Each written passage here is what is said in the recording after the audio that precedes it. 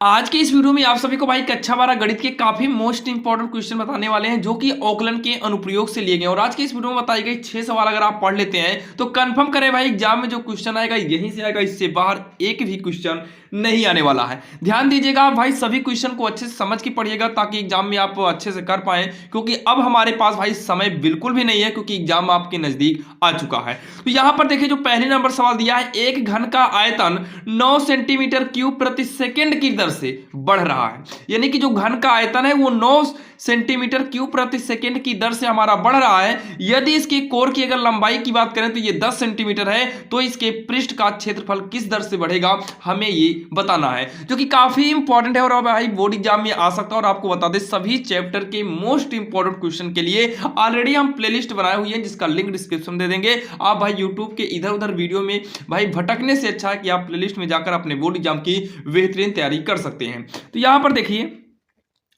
सबसे पहला नंबर तो यहां पर क्या दिया है, एक घन का आयतन 9, मतलब घन का आयतन दिया है तो आयतन का फार्मूला क्या होता है ये चेक करते हैं। उसके बाद दिया है कोर की लंबाई, तो भाई कोर क्या है ये मान लेते हैं। उसके बाद इसके पृष्ठ का क्षेत्रफल क्या होता है ये भी हम पता कर लेते हैं। तो यहां पर लिखेंगे माना माना घन की कोर, माना घन की कोर ए है, क्या है ए है, घर की कोर क्या है ए है, और घन का आयतन हम v मान लेते हैं, घन का आयतन v मान लेते हैं क्योंकि भाई आयतन को हम लोग v से प्रदर्शित करते हैं, तो आयतन v हो गया। तथा अगला क्या है पृष्ठ का क्षेत्रफल, तो तथा घन का पृष्ठ क्षेत्रफल यस है, सरफेस होता है जो कि यस से हम दिखाते हैं। उसके बाद यहां पर देखिए एक आयतन की बात किया है, तो आयतन का जो फार्मूला होता है, आयतन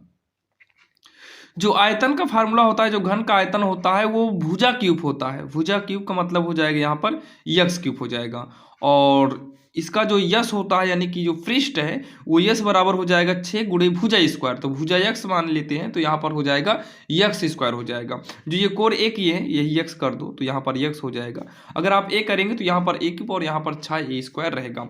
जबकि यहाँ पर अगर आप ध्यान दीजिए तो घन का आयतन कितना दिया है 9 सेंटीमीटर क्यूब प्रति सेकेंड, मतलब यहां से पता चल गया कि ये जो हमें दिया है ये डीवी अपान क्या है भाई dt है, डीवी अपान क्या है dt है, ये हमको दिया है। तो यहां पर साइड में लिख देंगे दिया है, क्या लिखेंगे हम दिया है, ठीक। उसके बाद यहां पर v का फार्मूला क्या होता है, v का फार्मूला होता है यक्स क्यूब, v का फार्मूला क्या होता है यक्स क्यूब होता है। अब इसका अगर आप अवकलन करो तो ये हो जाएगा dv अपान dt हो जाएगा, यक्स के सापेक्ष नहीं करना है t के सापेक्ष करना है, तो ये घात आगे आएगी, घात में कम कर देंगे इस तरीके से। लेकिन भाई हम t के सापेक्ष कर रहे हैं तो यहाँ पर dx अपान हमें dt भी करना पड़ेगा।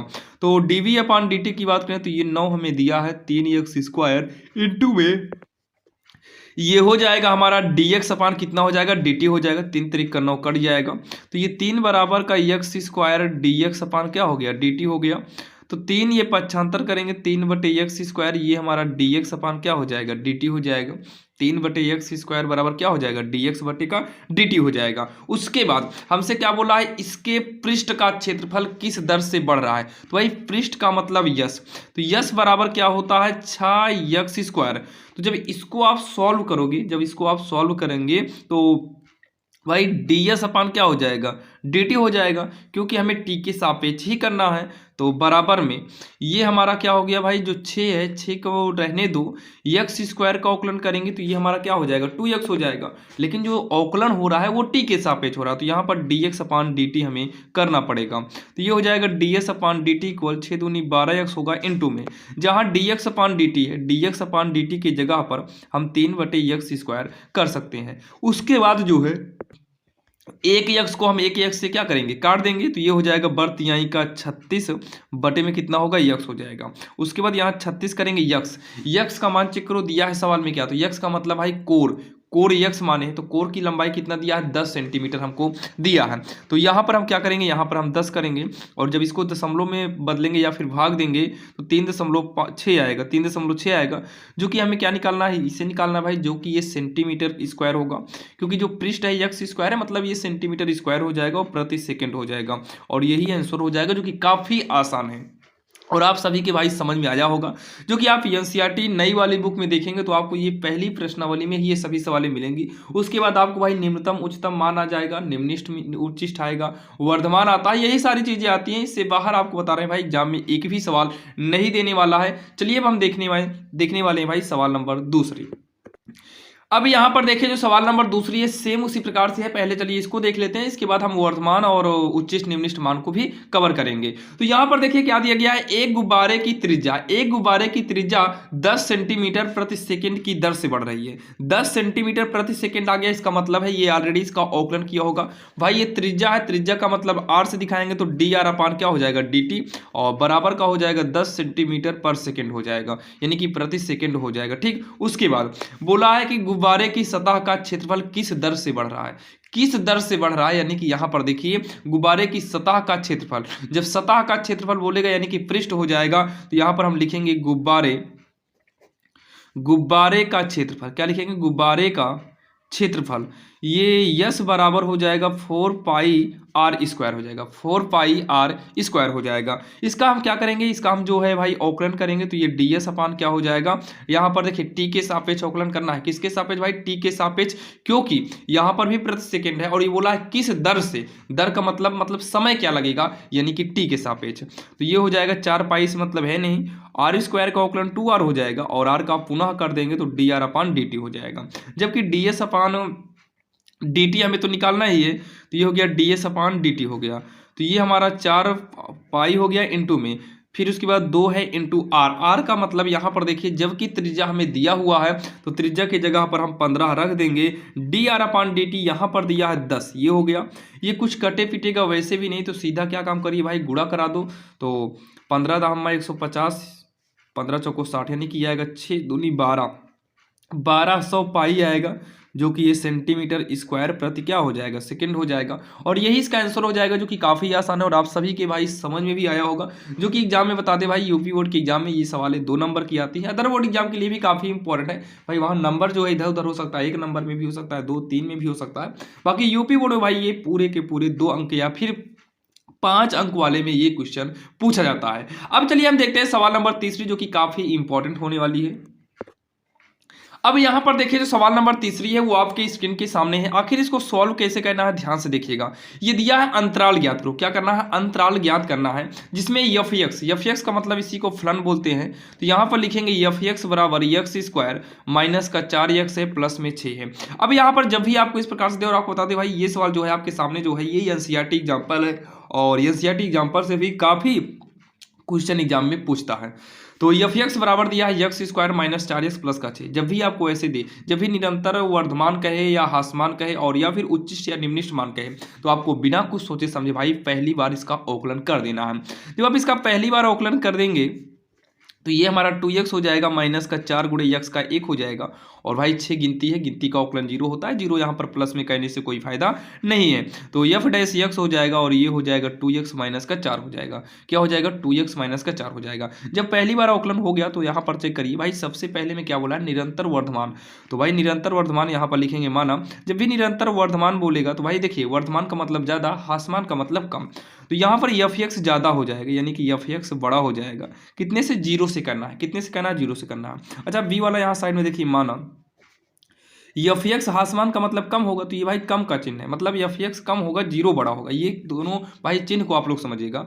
अब एफ एक्स डैश मतलब एफ डैश एक्स का मान रखेंगे तो भाई 2x माइनस का 4 और ग्रेटर देन 0 हो जाएगा। 2 को कॉमन लेना हो ले लीजिए, तो x माइनस 2 ग्रेटर देन 0 हो जाएगा।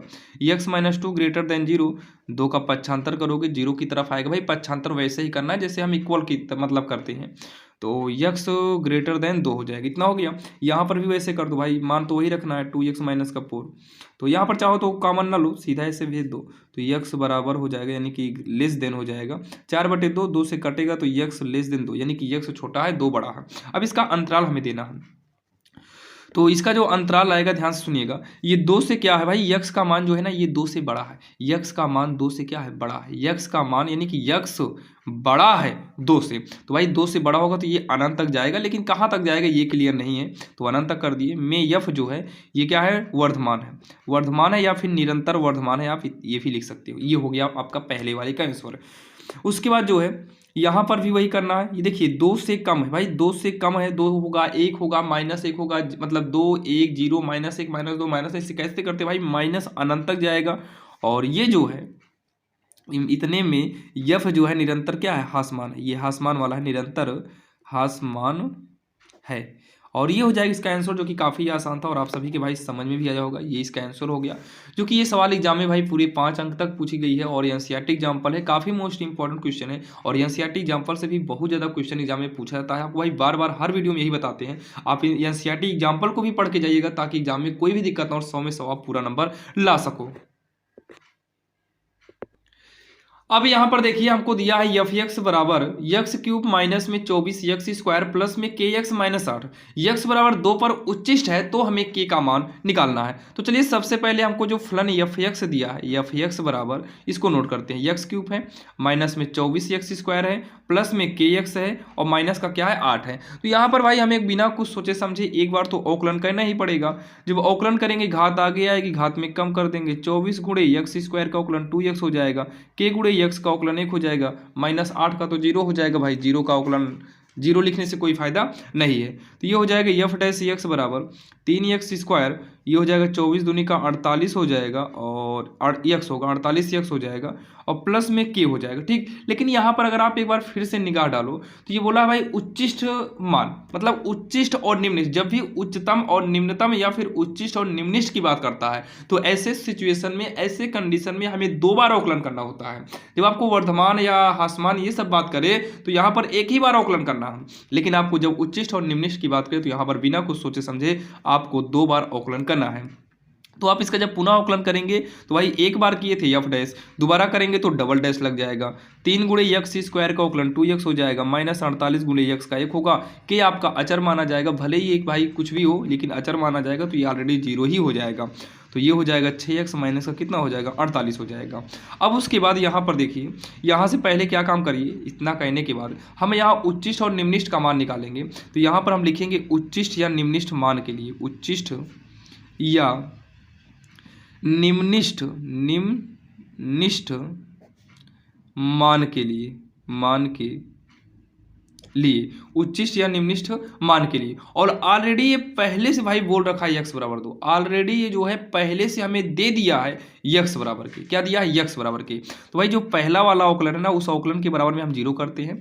ध्यान देना, उच्चिष्ट और निम्निष्ठ मान के लिए इतना, मतलब 2 बार अवकलन करने के बाद भाई हर सवाल में जितनी भी उच्चिष्ट और निम्निष्ठ मान की सवाल दे, हर सवाल में आपको भाई पहले 2 बार अवकलन करना है, फिर उच्चिष्ट या निम्निष्ठ मान के लिए लिखना है और बिना कुछ सोचे समझे आपको क्या काम करना है कि भाई पहला वाला अवकलन के बराबर में 0 करना है और फिर पहला वाला अवकलन लिख दो जो आया है प्लस के इक्वल 0। अब यहाँ से गुणनखंड करके हमें यक्स का मान निकालना पड़ता है, लेकिन इसमें यक्स बराबर ऑलरेडी पहले से हमें 2 दिया है ताकि हमारा के का मान निकल सके। तो 3 यक्स की जगह पर 2 करेंगे, माइनस में 48 गुणे यक्स की जगह पर 2 करेंगे, प्लस में के इक्वल का 0। तो ये 2 का स्क्वायर 4, 4 यहीं 12 होगा, माइनस का 24 दूनी का 48 प्लस का क्या हो जाएगा के होगा इक्वल का 0। और इसको जब घटाएंगे तो ये माइनस का कितना आ जाएगा, 8 में 2 गए 6, 3 36 हो जाएगा, प्लस में के इक्वल का 0।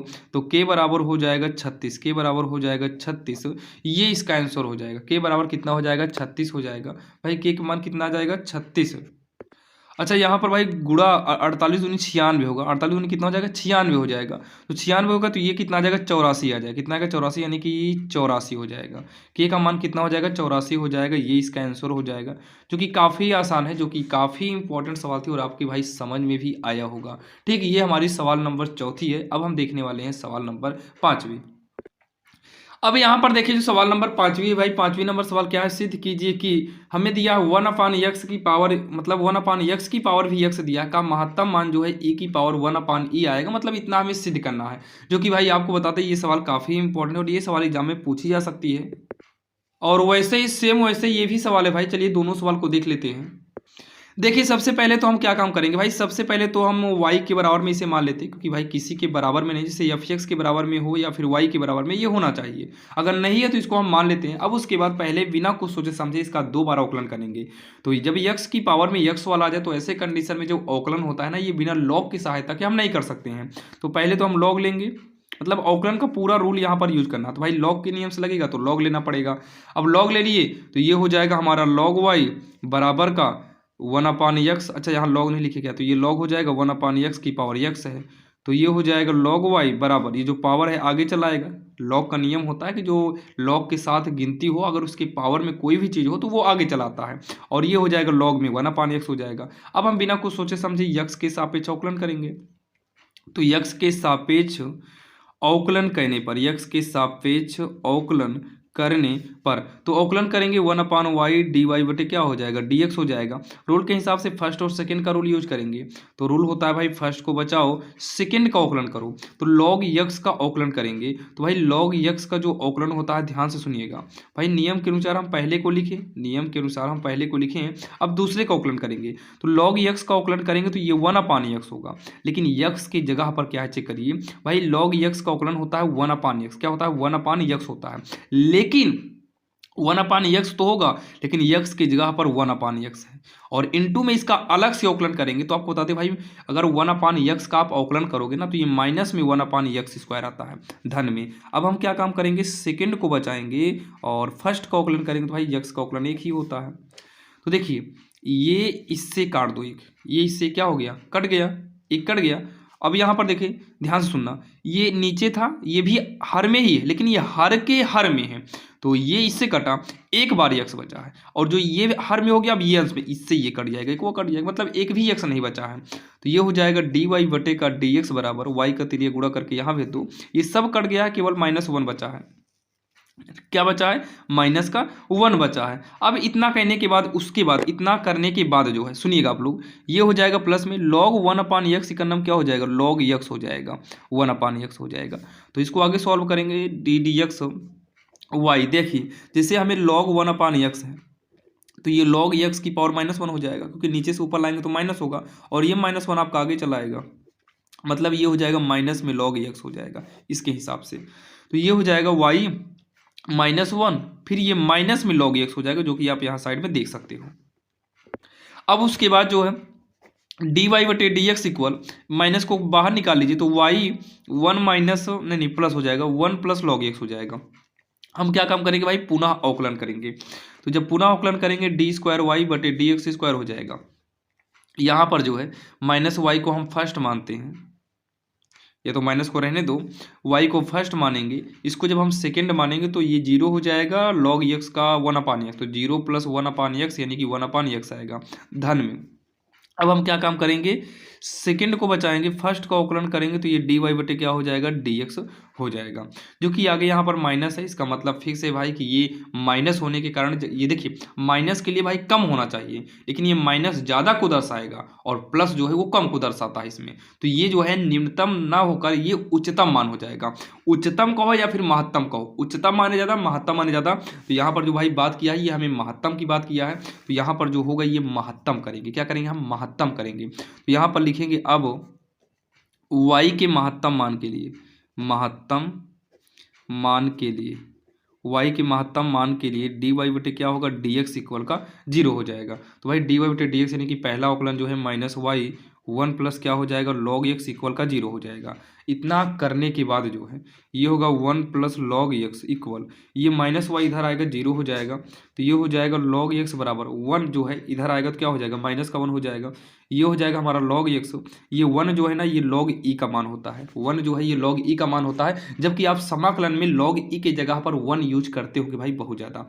तो ये हो जाएगा log x बराबर, ये माइनस को ऊपर चढ़ा दो तो ये हो जाएगा log e की पावर -1, ताकि log से log कट जाए, और x बराबर ये माइनस में है e की पावर -1, इसको बटे में करेंगे तो ये 1/e हो जाएगा। क्या हो जाएगा 1/e, मतलब माइनस को गायब करेंगे तो ये बटे में हो जाएगा, x बराबर 1/e आ गया और यही हमारा इति सिद्धम हो जाएगा, क्योंकि हमें यही सिद्ध करना था। तो लास्ट में एक लाइन लिख देंगे भाई, यहाँ पर लिख दे रहे हैं, अतः y का महत्तम मान x बराबर 1/e पर निम्ननिष्ठ है, निम्ननिष्ठ है। ये हो जाएगा इसका आंसर। इसके बाद ये इति सिद्धम इसके बाद लिख देना, जो कि काफ़ी इंपॉर्टेंट है भाई, जो कि यहीं से आपको एग्जाम में क्वेश्चन पूछेगा, इससे बाहर नहीं पूछने वाला है। तो एक सवाल और बचिए, आप उसको भी समझ लीजिए, सेम ऐसे ही है, और वो सवाल एग्जाम में 2 तरीके से पूछता है। जो कि आपके सामने है। देखिए सेम वैसे ही सवाल है, दिखाइए कि यक्स की पावर यक्स का मान यक्स के बराबर में 1/e जो है निम्ननिष्ठ है। उसमें महत्तम था, इसमें निम्ननिष्ठ बताना है भाई। सवाल भी थोड़ा बहुत चेंज किया है, अथवा में करके इस तरीके से भी आपसे पूछ सकता है। तो सबसे पहले y के बराबर में हम इसको कर लेते हैं, यही तो हमें मेन दिया है। तो y के बराबर में कर लेंगे यक्स की पावर यक्स। और भाई क्या करना है, पहले तो 2 बार अवकलन करना है, और यक्स की पावर यक्स है तो लॉग तो लेना ही पड़ेगा। तो लॉग लेने पर तो ये हो जाएगा हमारा log y, जो पावर में है ये आगे चलाता है लॉग लेने पर। देखिए अवकलन में जो यक्स की पावर होती है वो आगे आकर उसमें कम होता है जब वो अचर होता है, लेकिन यक्स की पावर यक्स मतलब चर की पावर चर है, तो ऐसे कंडीशन में लॉग लेंगे। ये log y हो गया, ये log यहाँ पर लेंगे तो ये जो ऊपर पावर में है वो हमारा आगे चलाता है। जैसे यक्स की पावर यक्स करेंगे तो ये पावर आगे चला ही जाएगा। तो ये हो जाएगा अवकलन करेंगे 1/y dy/dx हो जाएगा। यहाँ फर्स्ट और सेकेंड करो तो भाई पहले को बचाएंगे, दूसरे का अवकलन करेंगे 1/x, क्योंकि log x का अवकलन 1/x होता है। अब उसके बाद धन में हम दूसरे को बचाएंगे, पहले का अवकलन करेंगे तो पहले का अवकलन 1 आएगा। पहले का अवकलन कितना आएगा, 1 आएगा, यानी कि dy/dx और साथ में 1/y है, ये कट के 1 आएगा, प्लस में log x का नाम log x हो जाएगा। ठीक, इतना हो गया। अब उसके बाद ये हो गया dy/dx बराबर, इधर हम भेजेंगे तो ये हो जाएगा y 1 प्लस क्या हो जाएगा log x हो जाएगा। अब उसके बाद यहाँ पर भाई इतना तो हो गया। अब इसका हम दोबारा अवकलन करेंगे तो यहाँ पर लिखेंगे पुनः, जब इसका हम दोबारा अवकलन करेंगे, अच्छा y का मान यहाँ पर रख दो, y का मान रख दीजिए, पहले यहाँ पर रख देते हैं। तो y का मान रखेंगे तो x की पावर x है, आप ऊपर देख सकते हो y का मान क्या है, x की पावर x है, और ब्रैकेट में क्या हो जाएगा 1 प्लस log x हो जाएगा। ठीक, ध्यान से सुनना, यहाँ पर जब इसका हम दोबारा अवकलन करेंगे, ध्यान से सुनिएगा, जब इसका हम दोबारा अवकलन करेंगे तो क्या हो जाएगा भाई, d² y बटे में क्या होगा dx²। नियम के अनुसार ये पहले को हम वैसे ही लिखेंगे, और इनटू में दूसरे का अवकलन करेंगे तो भाई दूसरे का अवकलन 0 प्लस log x का 1/x होगा, यानी कि 1/x हो जाएगा। क्या हो जाएगा, 1/x हो जाएगा। फिर उसके बाद धन में पहले को बचाए दूसरे का अवकलन करेंगे। अब हम दूसरे को बचाएंगे और पहले का अवकलन करेंगे, मतलब इसका अवकलन, और इसका अवकलन ही तो हम किए थे, जो कितना आया था, ये आया था, तो इसका अवकलन यही आने वाला है, यानी कि यही फिर से आएगा। तो जब इसका अवकलन करेंगे तो यही फिर से आ जाएगा x की power x 1 plus log x, ये हो गया। अब उसके बाद देखिए ये पूरा एक में है, ये पूरा एक में है, तो d² y बटे में dx² हो जाएगा। दोनों में क्या काम करिए, x की पावर x का मान ले लो, तो यहाँ पर 1/x बचेगा धन में, ये दोनों मैच ही कर रहा है, तो ये हो जाएगा 1 प्लस log x का स्क्वायर हो जाएगा, ये ब्रैकेट के अंदर हो जाएगा। जबकि ये प्लस में है तो भाई प्लस से मतलब ये d² y बटे dx है, ये किस में है, ये धनात्मक है। और जो सेकेंड बार ये अवकलन होता है, ये अवकलन अगर धन में है तो भाई मान निम्नतम होगा, अगर ये ऋण में आया तो मान उच्चतम हो जाता है। इसके पहले वाले में चेक करना, जो दोबारा अवकलन किए थे वो माइनस में आया था, इसलिए वो मान महत्तम यानी कि उच्चतम हो गया था। यहाँ पर धन में आया तो ये मान धनात्मक है, यानी कि हो जाएगा निम्ननिष्ठ, यानी कि निम्नतम हो जाएगा। ये हमारा निम्नतम मान होगा, ये क्लियर हो गया। अब उसके बाद आएंगे हम भाई उच्चिष्ट और निम्ननिष्ठ मान के लिए, पहले अवकलन को हमें 0 करना है, तो यहाँ पर हम लिखेंगे उच्चिष्ट तथा निम्ननिष्ठ मान के लिए, और आप लोग भाई सबसे पहले तो सवाल को पूरा नोट करना, और उसके बाद जब इस वीडियो खत्म होना तो आप एक बार अपनी कॉपी में सारी सवाल को एक बार एक निगाह से आप देखोगे तो कुछ भी नहीं करना है भाई, पहली बार अवकलन करना है, फिर दूसरी बार अवकलन करना है, फिर सीधा उच्चिष्ट और निम्ननिष्ठ मान के लिए करना है। तो ये हमारा क्या हो जाएगा, पहला अवकलन क्या है, dy/dx = 0। तो भाई पहला अवकलन जो है यहाँ पर देख सकते हो, पहला अवकलन ये, यानी कि ये था x की पावर x, तो x की पावर x 1 प्लस क्या था log x इक्वल में 0। उसके बाद जो है 1 प्लस log x को हम लिखेंगे, ये वाला इधर आ जाएगा, सबका सब 0 हो जाएगा, ये होगा log x बराबर, ये 1 इधर आएगा, माइनस का 1 हो जाएगा, फिर ये log x बराबर, ये 1 जो है ये log e का मान हो जाएगा, क्या हो जाएगा, log e का मान हो जाएगा, log e का मान हो गया। अब उसके बाद ये हो जाएगा log x बराबर में 1 ऊपर चला आएगा, जैसे जस्ट इसके पहले किए थे हम। तो उसके बाद ये हो जाएगा log x बराबर में, क्या हो जाएगा, log x बराबर में हो जाएगा, ये भी हमारा log हो जाएगा, और e की पावर जो -1 है ये 1/e हो जाएगा। log को log से क्या करेंगे, हम काट देंगे, तो x बराबर हो जाएगा 1/e, जो कि यही हमें सिद्ध करना था, यही हमें सिद्ध करना था। तो यहाँ पर हम लिखेंगे x बराबर 1/e पर y का मान निम्ननिष्ठ है, y का मान निम्ननिष्ठ है, ये हो गया इसका आंसर। जो कि हमसे ये सिद्ध करने को बोला था कि क्या इस पर निम्ननिष्ठ होगा कि नहीं, लेकिन अगर आपसे जैसे पूछ ले कि निम्नतम मान क्या होगा, निम्नतम मान क्या होगा, तो आपको जो ये y बराबर x की पावर x माने हैं, यहाँ पर इस x का मान रखना होगा। जब यहाँ पर रखेंगे तो ये निम्नतम मान क्या होगा निकलेगा, लेकिन यहाँ पर हमें केवल यही बताना था कि भाई निम्ननिष्ठ है कि नहीं, जो कि आपने देखा भाई x बराबर 1 पर जो है निम्ननिष्ठ हो गया है। और लास्ट में यहाँ पर लिखें, और लास्ट में हम लिख देंगे इति सिद्धम। क्या लिखेंगे, इति सिद्धम। यही जो 6 सवाल है भाई, यही 6 सवाल आप पढ़ लीजिए। कंफर्म कह रहे हैं कि एग्जाम में इससे बाहर एक भी क्वेश्चन नहीं आएगा। बाकी जो है भाई सभी चैप्टर पर आधारित हमने वीडियो बनाया हुआ है। बहुत ज़्यादा बच्चे कमेंट करते हैं कि भाई इस पर उस पर बता दीजिए, क्योंकि ऑकलन के अनुप्रयोग पर ऑलरेडी हमने वीडियो बनाया था। इस पर कमेंट आया हुआ था भाई, तो कमेंट के आधार पर हमने फिर से वीडियो बना दिए। बाकी आप डिस्क्रिप्शन में जाना, डिस्क्रिप्शन में आपको प्लेलिस्ट का लिंक मिल जाएगा भाई, जहाँ पर आपको लाइन से सभी चैप्टर के इंपॉर्टेंट क्वेश्चन को दिए गए हैं। आपको जो चैप्टर लगे कि भाई हाँ ये चैप्टर हम क्वेश्चन कर लेंगे, या फिर ये चैप्टर हमारे लिए आसान है, तो भाई आप उस वीडियो को छोड़कर आप नेक्स्ट मतलब वीडियो को देख सकते हैं। भाई लगे आपको हाँ कि चैप्टर 12 आता है तो 12 को छोड़िए 13 प्रायिकता पढ़ लो। लगे कि यहाँ प्रायिकता आता है भाई, प्रायिकता को छोड़कर आधा चैप्टर पढ़ लो। अवकलन आता है, समाकलन पढ़ लो। जो आपको ना आता हो वही पढ़िए। आप जाइए डिस्क्रिप्शन में दिए गए प्लेलिस्ट को ओपन करिए, वहां पर थंबनेल पर ही सवालें शो करती है। जो सवालें आती हो उस वीडियो को छोड़ दीजिए, जो ना आता हो उसको देखकर आप अपने बोर्ड एग्जाम की बेहतरीन तैयारी कर सकते हैं। हम ये नहीं कहेंगे भाई सभी वीडियो को देखिए, आप एग्जाम की तैयारी करें। एग्जाम के लिए भाई समय भी कम है, तो आप केवल उन्हीं वीडियो को देखिए जो इंपॉर्टेंट हो और भाई एग्जाम के लिए काफी इंपॉर्टेंट हो। चलिए मिलते हैं किसी अन्य वीडियो में, और आपको भाई चैनल पर नए सब्सक्राइब करिएगा, ऐसे ही वीडियो आपको एग्जाम तक मिलते रहेंगे।